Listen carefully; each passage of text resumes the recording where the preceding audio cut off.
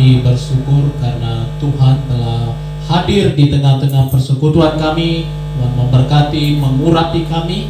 Tuhan menganugerahkan kepada kami kebaikan, supaya kebaikan itu yang menuntun kami kepada segala kebaikan Allah, dan hidup kami menjadi berkat. Terima kasih ya Tuhan. Saatnya kami membuka hati, pikiran kami untuk diisi oleh firman-Mu.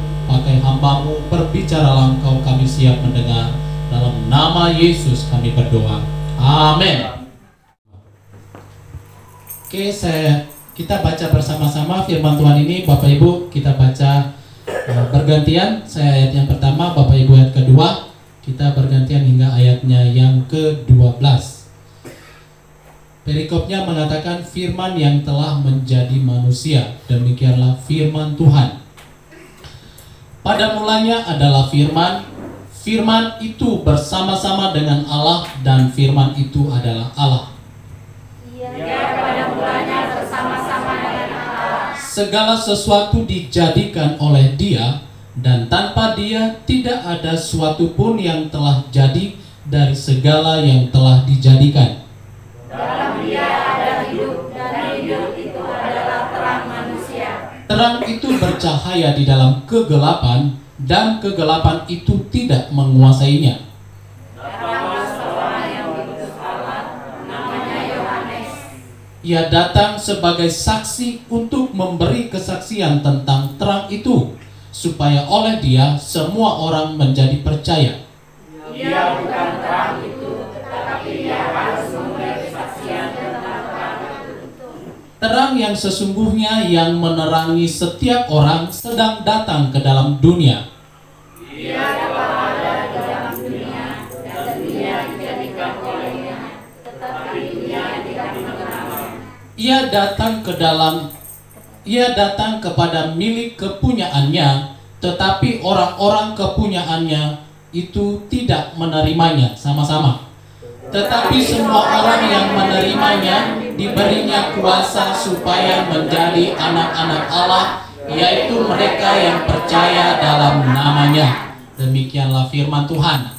Nah, Bapak Ibu yang dikasih, diberkati oleh Tuhan kita Yesus Kristus, firman Tuhan ini kalau kita simak secara singkat atau secara garis besar, di mana Yohanes Rasul Yesus ini, dia mau menceritakan tentang status firman dengan Allah. Dia mau memberitahu bahwa firman itu apa sih?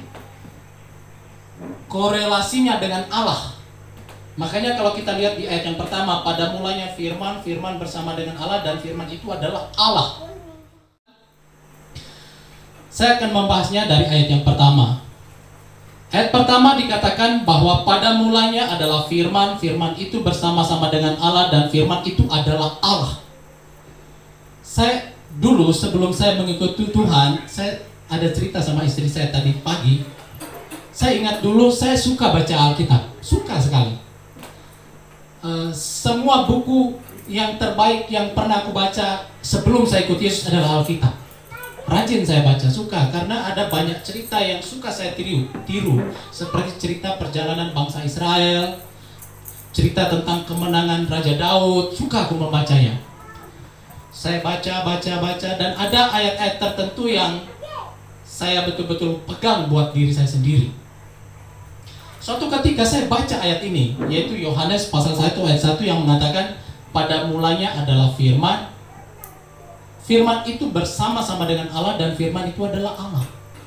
Nah, Bapak Ibu, seperti yang saya katakan tadi, bahwa Yohanes ingin memberitahu tentang status firman itu di hadapan Allah yang semua manusia cari, semua manusia sembah, yaitu Tuhan atau Allah, yaitu pencipta langit dan bumi. Tentu pribadi itu sangat berkuasa, amin.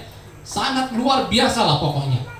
Nah, waktu saya membaca ayat ini, pada mulanya firman, firman itu bersama dengan Allah, dan firman itu adalah Allah, saya sepertinya mendapat sebuah hadiah yang spesial. Kenapa?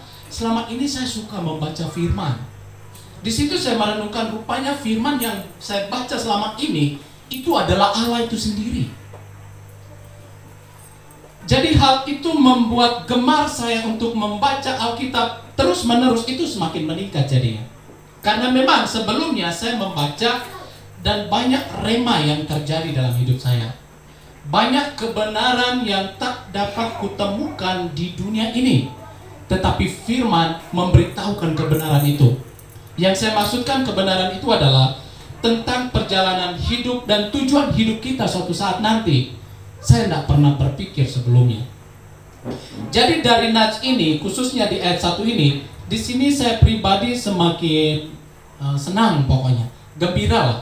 Kenapa? Karena baru aku menyadari rupanya firman yang saya baca, renungkan, dan saya coba tiru dalam kehidupan saya, itu adalah Allah itu sendiri. Nah Bapak Ibu yang dikasihi oleh Tuhan, tentu ini adalah sebuah kebenaran yang mungkin sangat sulit untuk kita percaya. Kenapa? Karena Allah itu kan agung sekali. Bagaimana mungkin Allah itu adalah pribadi yang selama ini ada bersama saya, yaitu firman itu. Nah yang saya mau kita menjadi rema dari bagian ini adalah ketika kita membaca, merenungkan firman, berarti itu menunjukkan kita sedang duduk dan mendengar Tuhan kita berbicara kepada kita. Allah itu ngomong kepada kita. Allah itu katakan bahwa aku yang memilih kamu. Seperti Yohanes pasal 15 ayat 16, Yesus berkata, bukan kamu yang memilih aku, tapi aku yang memilih kamu. Artinya Allah itu membicarakan sesuatu agar kita paham, kita tahu bahwa keberadaanku hari ini itu karena Tuhan. Itu kalau kembali ke konteks ayat itu tadi. Tetapi saya mau kita lihat yang ini, yaitu firman yang kita baca, renungkan setiap hari, rupanya itu adalah pribadi Allah. Dan saya jadi berpikir bahwa waktu kita membaca, merenungkan, dan mau melakukan firman, kita sedang mendengar Allah berbicara, berjalan bersama Allah, melakukan apa yang Allah suka, Allah kehendaki. Sebab Alkitab katakan bahwa Allah menghendaki, dan Allah mau manusia melakukan apa yang Dia kehendaki. Persoalannya Bapak Ibu, tidak ada satupun manusia tahu apa sebenarnya yang Allah mau. Tidak ada. Tetapi ketika kita mendengar, merenungkan, melakukan firman, kita sedang bukan saja melakukan apa yang Allah kehendaki, tetapi kita ada di dalam kehendaknya Allah. Amin. Waktu kita membaca, merenungkan, melakukan firman, kita tidak sedang meneliti, menebak-nebak, mungkin inilah yang Allah kehendaki, mungkin ini pasangan hidup yang sejalan dengan saya menurut Allah. Kita tidak sedang begitu Bapak Ibu. Makanya membaca, merenungkan, melakukan firman, engkau mungkin tidak perlu cari tahu kehendak Allah.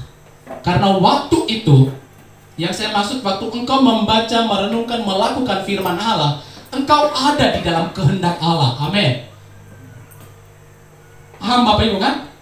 Bahwa waktu kita membaca, merenungkan, melakukan firman Allah, kita tidak sedang mencari kehendak Allah. Memang kita harus melakukan apa yang Allah kehendaki, tapi masalahnya tidak ada satu manusia pun yang tahu apa keinginan Allah.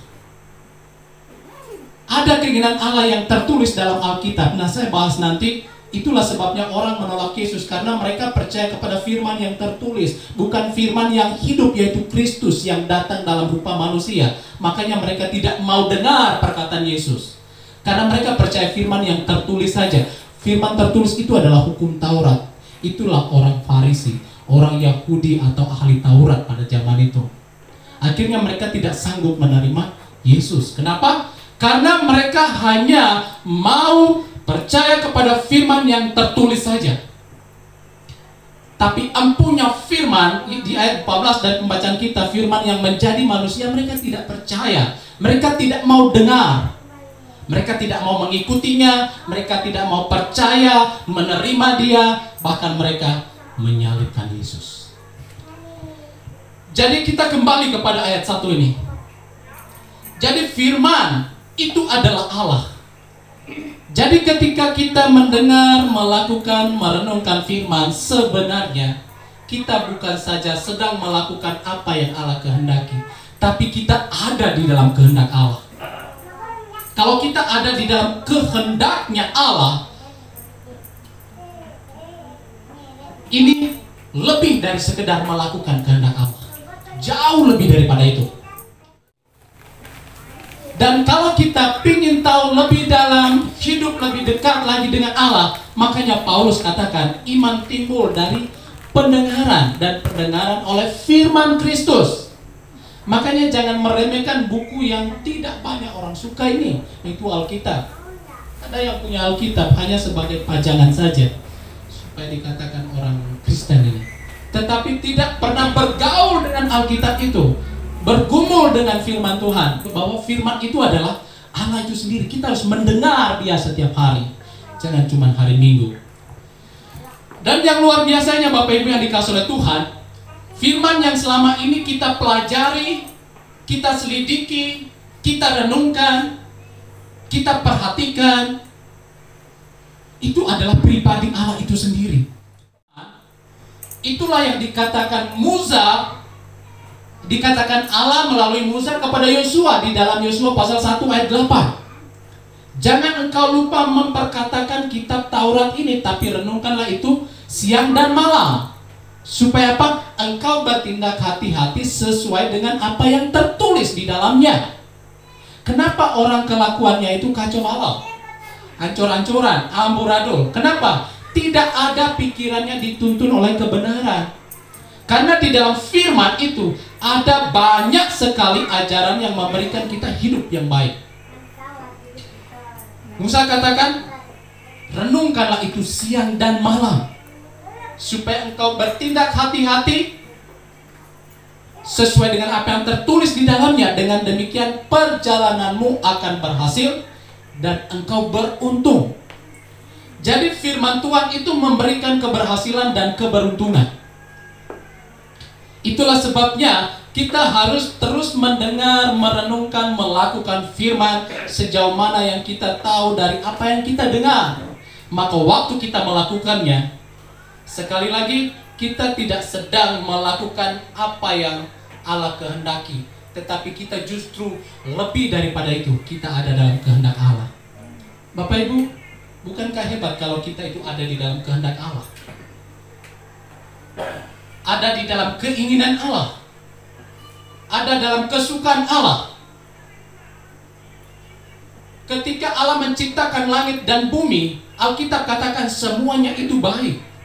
Itu berdasarkan kesukaan Allah. Nah, kalau kita itu kesukaan Allah, kesenangan Allah, kehendaknya Allah, maka bisa jadi engkau juga bisa berkata, baterai itu berubah jadi emas. Ini contoh Bapak Ibu ya. Ya bisa, karena kita itu kehendaknya Allah, kesukaan, kesenangannya Allah. Jadi kita itu akan memperkatakan apa yang Allah sukai, kehendaki, dan lain sebagainya. Itulah firman. Firman itu adalah Allah itu sendiri. Dan Yohanes penulis Injil ini, dia ingin, mau supaya orang percaya ini, mereka harus menyadari bahwa firman itu adalah Allah itu sendiri. Kita lanjut poin yang keempat, ayat yang keempat maksudnya, ayat yang ketiga. Segala sesuatu dijadikan oleh Dia, dan tanpa Dia tidak ada suatu pun yang telah jadi dari segala yang dijadikan. Jadi Yohanes mengatakan bahwa oleh firman itulah semua yang ada ini tercipta. Tanpa Dia, tidak satu pun dari semua yang ada ini menjadi milikmu. Oke, kita lihat baik-baik, kita baca sekali lagi. Segala sesuatu dijadikan oleh Dia, dan tanpa Dia tidak ada suatu pun yang telah jadi. Yang telah jadi itu maksudnya yang ada di dunia ini. Tanpa firman yang adalah Allah itu sendiri, semua yang ada ini tidak pernah ada. Jadi Bapak Ibu yang dikasihi oleh Tuhan, inilah yang dikatakan oleh Rasul Paulus, khususnya di Perjanjian Baru, Bahkan para nabi juga mengatakan, bukan dengan kuat dan gagahku, bukan dengan pintar dan hebatku, bukan karena saya lebih dari yang lain, makanya aku bisa. Bukan. Karena semuanya itu tidak pernah ada kalau Allah tidak jadikan hal itu. Kalau Allah tidak menciptakan uang, menjadikan uang, maka engkau bekerja sampai ayam tumbuh gigi pun, itu tidak pernah ada itu uang. Makanya jangan bangga kalau punya uang banyak.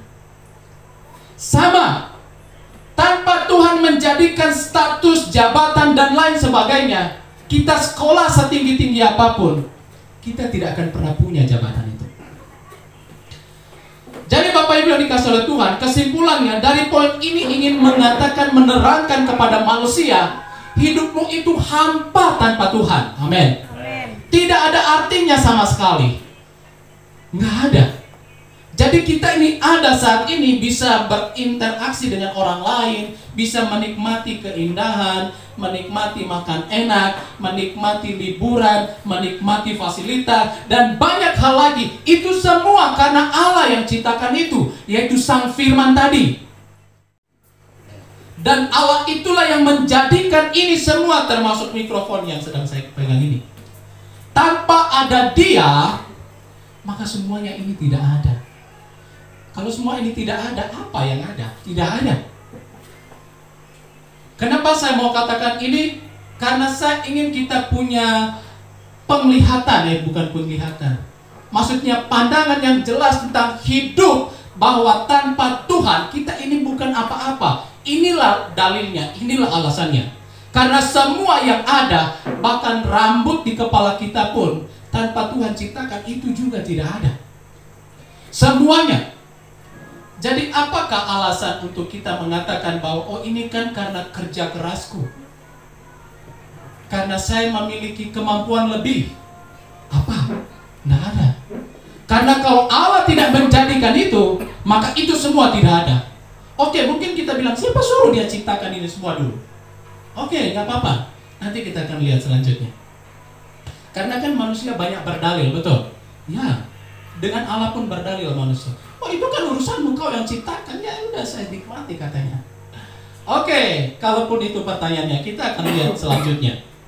Jadi sekali lagi dalam bagian ini, bahwa Allah lah yang menciptakan ini semua dengan tujuan supaya manusia jangan bergantung kepada barang. Amin. Makanya Paulus katakan, jangan engkau hidup oleh perkara dunia, jangan. Karena dunia itu dijadikan oleh Allah. Dunia itu bukanlah Allah. Jangan dunia yang kau kejarkan. Yang saya maksudkan dunia adalah uang, fasilitas, apa semua. Itu yang manusia kejar. Jadi Bapak Ibu yang dikasih oleh Tuhan, semuanya dijadikan oleh Allah. Dan Dia katakan, dalam Dia ada hidup, dan hidup itu adalah terang manusia. Terang itu bercahaya dalam kegelapan, dan kegelapan tidak menguasainya. Oke, saya kembali kepada nomor 3 tadi, ayat 3, bahwa semua dijadikan oleh Allah, tanpa Dia semuanya ini tidak ada. Jadi kita tidak bisa berdalil.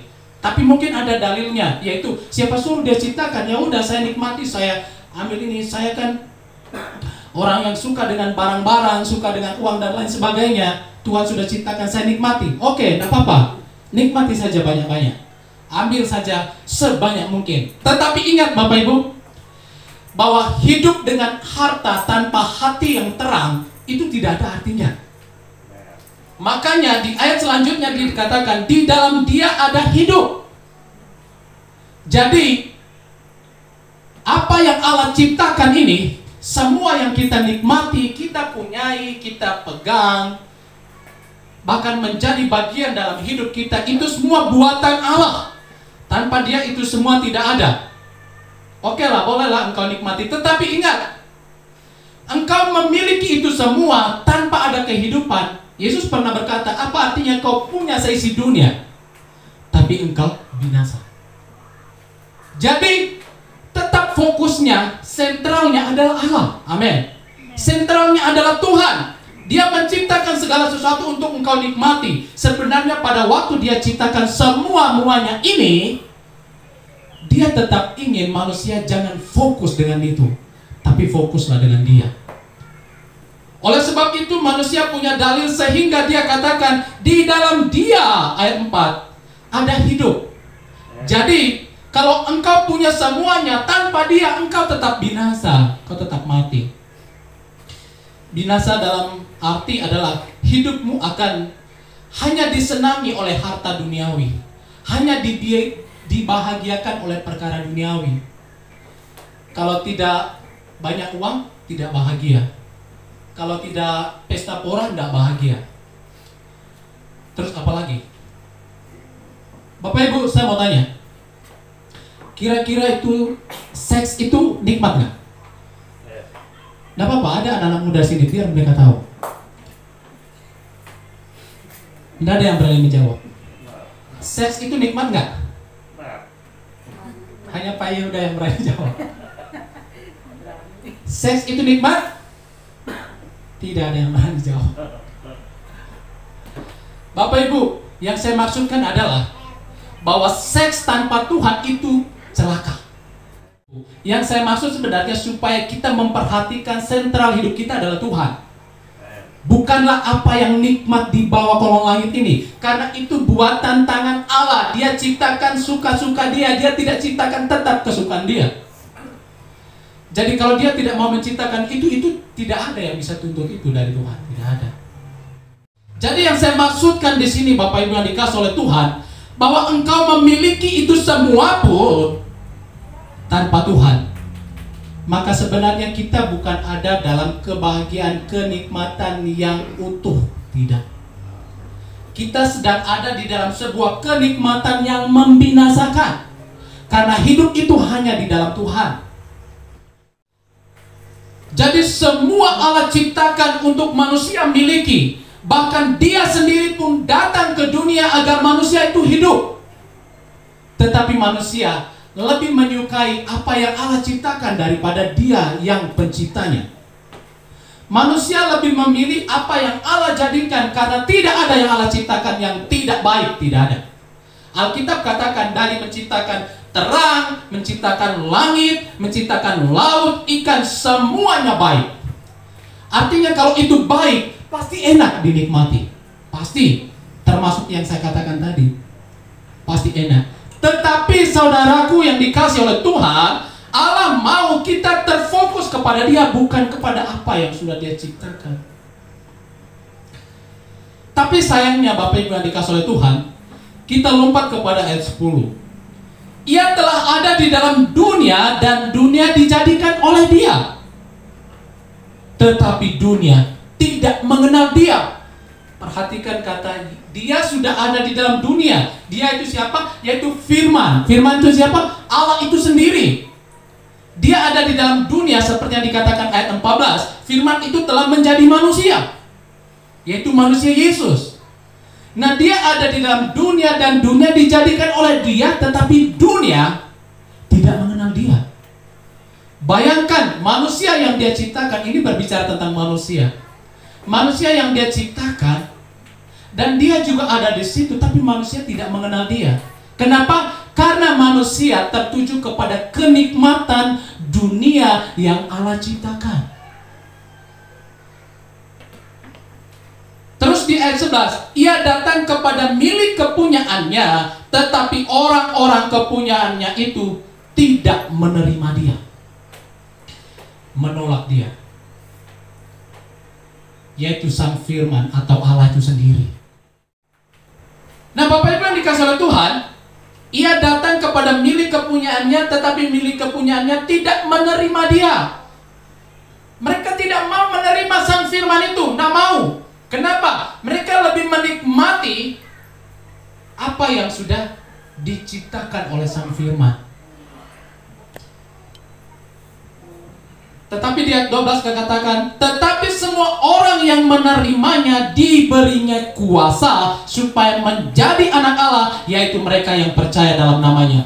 Bapak Ibu yang dikasih oleh Tuhan, ini sebuah peristiwa yang sedang berlangsung di bawah kolong langit, di mana manusia menolak Firman, yaitu Kristus itu sendiri, yang akan memberikan orang hidup, bahkan memberikan mereka apa yang mereka perlukan dan butuhkan. Karena waktu Allah menciptakan langit dan bumi, kita kembali ke awal di ayat 1, pada mulanya adalah firman. Ini sama konteksnya dengan Kejadian pasal 1 ayat 1. Coba buka Alkitabnya. Kejadian pasal 1 ayat 1, firman Tuhan berkata, pada mulanya Allah menciptakan langit dan bumi. Nah, ini diulangi dalam Injil Yohanes, pada mulanya adalah firman. Jadi, yang menciptakan langit dan bumi pada awal Bapak Ibu siapa kira-kira? Yaitu firman. Allah berfirman, jadilah terang. Dan Yohanes menerangkan bahwa firman itu adalah Allah itu sendiri.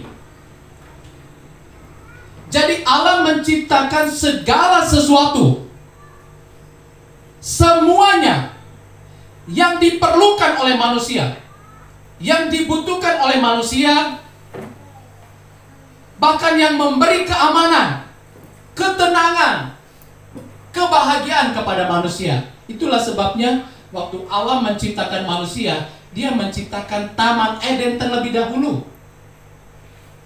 Jadi harus ada dulu apa yang manusia butuhkan, yang manusia perlukan, di mana dia akan aman nanti. Dia ciptakan dulu, barulah dia buat manusia. Jadi Bapak Ibu yang dikasih oleh Tuhan, kalau kita lihat rentetan dari kisah ini, kita menemukan suatu poin penting adalah kita harus menjadikan sentral atau tujuan hidup kita harus Tuhan. Amin.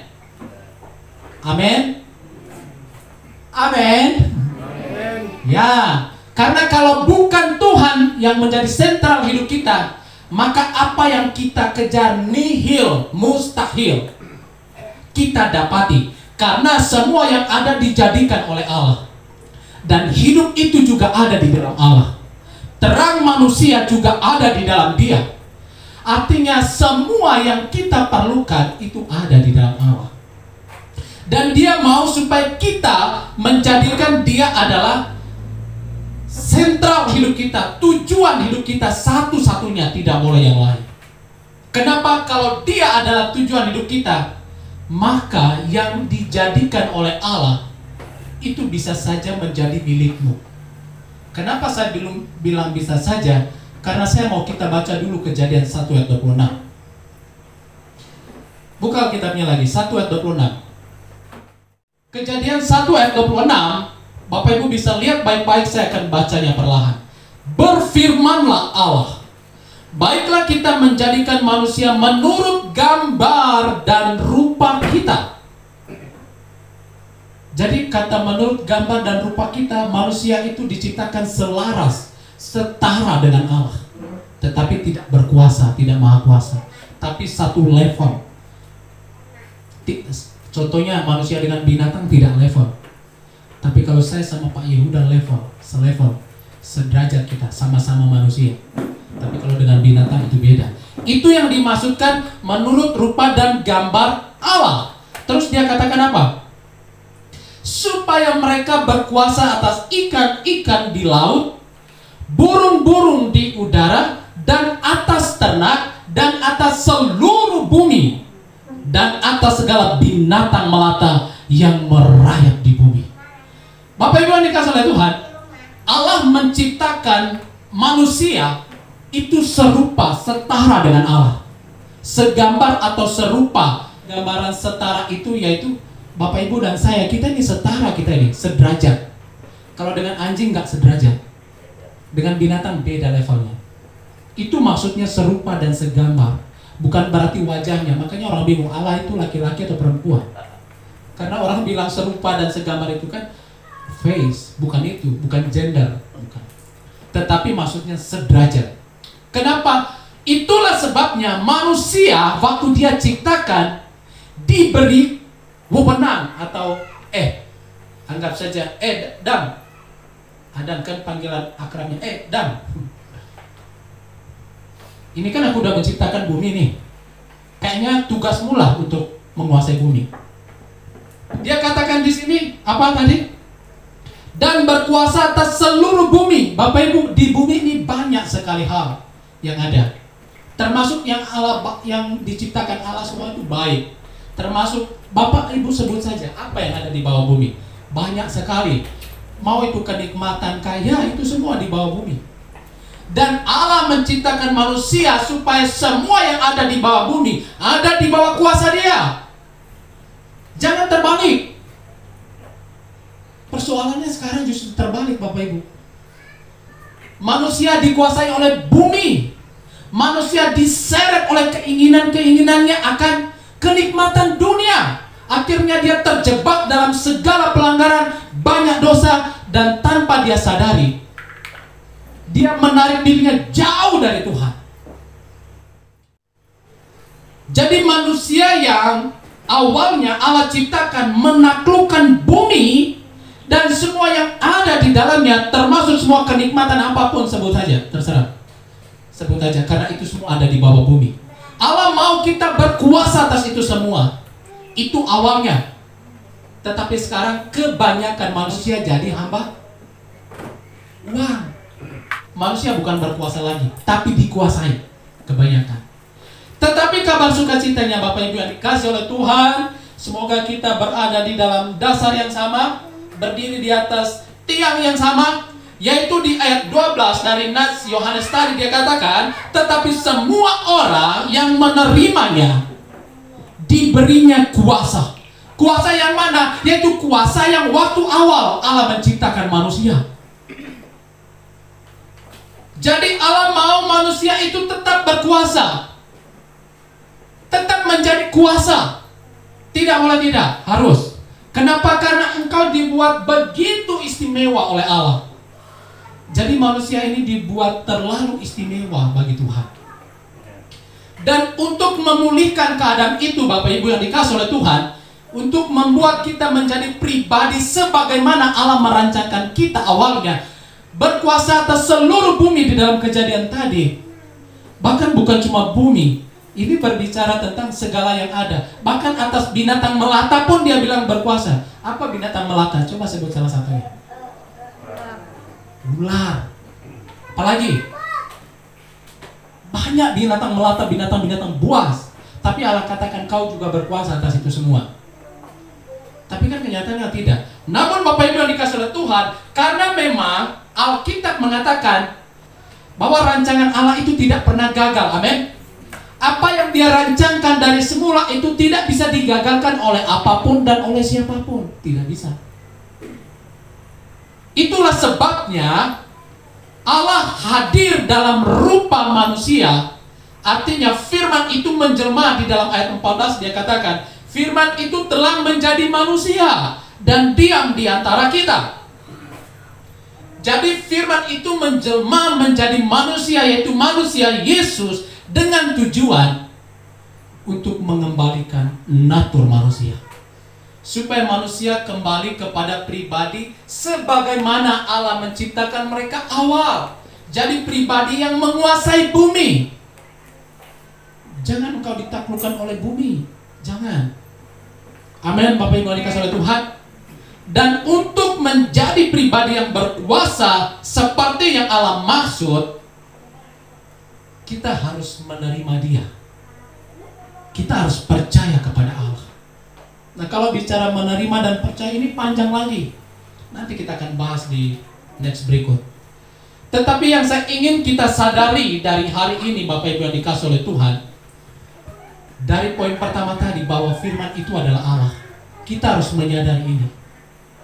Karena Allah itulah yang akan mengubah kita kembali. Allah itulah yang menyelamatkan kita. Allah itulah yang menebus dosa kita, terserah seberapa banyak pelanggaranmu. Alkitab katakan sekalipun dosamu merah seperti kirmizi, akan menjadi putih seperti bulu domba. Siapa yang melakukan itu? Allah, Tuhan itu sendiri. Tapi masalahnya orang ini, ya sekali lagi di sini tidak ada. Di luar sana orang itu tidak mau dekat dengan Tuhan. Ya anakku, mungkin dia berpikir, oh saya lebih hebat dari Tuhan. Tanpa dia sadari, dia sedang mengumumkan saya lebih hebat dari Tuhan. Karena tanpa Tuhan pun dosaku pun bisa jadi putih, kucet pakai warna putih. Jadi yang saya ingin kita perhatikan baik Bapak Ibu dikasih oleh Tuhan, bahwa menerima dan percaya Yesus dalam konteks nas yang kita baca. Sekali lagi, Yohanes 1 ayat 12, tetapi semua orang yang menerimanya, menerima firman itu, menerima kebenaran itu. Karena hanya orang yang menerima firman itu sebagai kebenaran, dia saja yang mencintai firman pasti. Orang yang mengakui bahwa firman itu adalah Allah, maka dia juga akan mencintai firman itu. Dan orang itu, orang yang diberi kuasa. Beda ya Bapak Ibu. Pertama, manusia diciptakan berkuasa. Tetapi kedua, manusia diberi kuasa. Jadi manusia yang berkuasa ini, yang notabene-nya setelah berdosa ini, itu kuasanya itu diberi, bukan karena usahanya. Makanya keselamatan itu adalah kasih karunia, bukan usaha kita. Kalau usaha kita, oh tidak ada. Sampai manusia tubuh tanduk kayaknya, tidak akan pernah bisa. Itu adalah pemberian. Kuasa itu yang dimaksudkan di dalam Yohanes 1 ayat 12 ini, yaitu kuasa agar kita tidak dikuasai oleh keinginan dunia, yaitu segala kenikmatan dunia tadi. Jadi Bapak Ibu yang dikasihi oleh Tuhan, inti dari pembahasan yang saya bagikan pada siang hari ini, bahwa mari kita menjadikan Tuhan satu-satunya prioritas hidup kita. Amin. Di dalam kita bekerja, baiklah kita bekerja sebagai hamba Tuhan. Di dalam kita bersekolah, adik-adikku yang masih sekolah, sekolahlah sebagai hamba Tuhan. Berumah tangga, bekerja, fokuslah kepada Tuhan, bukan kepada nilai di sekolahmu. Jadi Bapak Ibu yang dikasihi oleh Tuhan, bahwa Yesus atau Allah mau, sebagaimana penulis Injil Yohanes ini, dia tahu Yohanes itu murid yang paling dikasihi oleh Tuhan Yesus, yang paling dekat dengan Tuhan. Berdasarkan hubungan dia dengan Tuhan, dia menulis hal ini supaya kita sadar, kita tahu bahwa semua yang kita butuhkan tanpa Tuhan itu tidak ada, tidak akan pernah ada. Dan keinginan kita untuk berubah, saya pastikan penjahat pun mau berubah, betul kan Pak? Penjahat sekalipun pasti mau berubah. Tetapi masalahnya Bapak Ibu, ingin berubah juga tanpa Tuhan itu tidak bisa. Karena yang mengubah kita adalah Tuhan. Itulah yang aku maksud di bagian firman Tuhan yang kita bahas hari ini adalah, mari kita jadikan Tuhan itu adalah segala tujuan hidup kita. Amin. Karena ketika kita menemukan Tuhan, yang saya maksudkan adalah kita berada bersama Tuhan, maka segala yang Ia jadikan di bawah kolong langit ini, itu akan menjadi milikmu. Amin. Jangan bilang, oh betul kan ya Pak Eko, nanti ku cobalah. Bapak Ibu yang dikasihi oleh Tuhan, yang saya maksudkan adalah ketika kita menjadikan Tuhan, kita punya hidup yang berkualitas. Amin.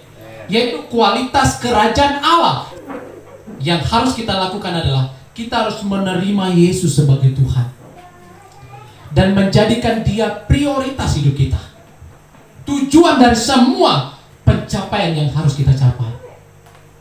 Saya Bapak Ibu tidak bisa mengubah istri saya, apalagi mengubah Bapak Ibu semua ini, banyak sekali. Tidak bisa. Tetapi saya tahu satu hal, Tuhan itu bisa mengubah siapapun. Amen. Itulah sebab kita, mari kita sama-sama pergi kepada Tuhan, dekatkan diri kepada Allah. Artinya kita harus menjadikan Tuhan itu prioritas. Amin. Kejarlah hadiratnya. Firman Tuhan yang menjadi andalan saya, Matius 6 ayat 33.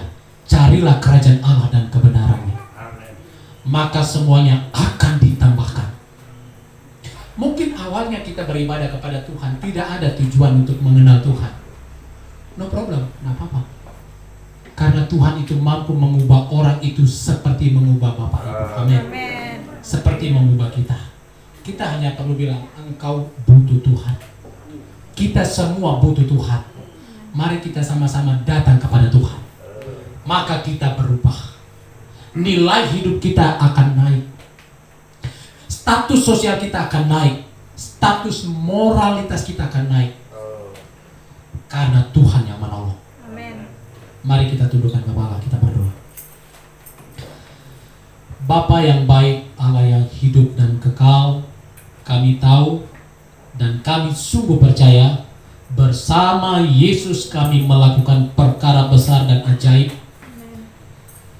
Allah yang kami sembah, percaya dan layani adalah Tuhan yang hidup dan berkuasa. Terima kasih buat kebenaran ini ya Tuhan.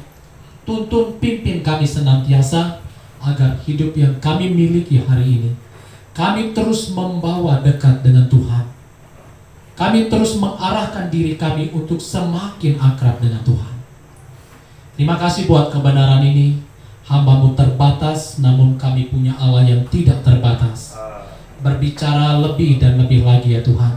Jangan satu pun dari kami yang dilewatkan oleh anugerah yang luar biasa. Keselamatan yang Engkau anugerahkan, kemenangan yang Engkau berikan, kemerdekaan yang Tuhan percayakan, bahkan kelepasan yang Tuhan kerjakan. Biarlah semuanya ini menjadi bagian kami, sehingga kami pergi menjadi terang. Amin. Terima kasih ya Tuhan, kami mengucap syukur dalam nama Yesus. Amin.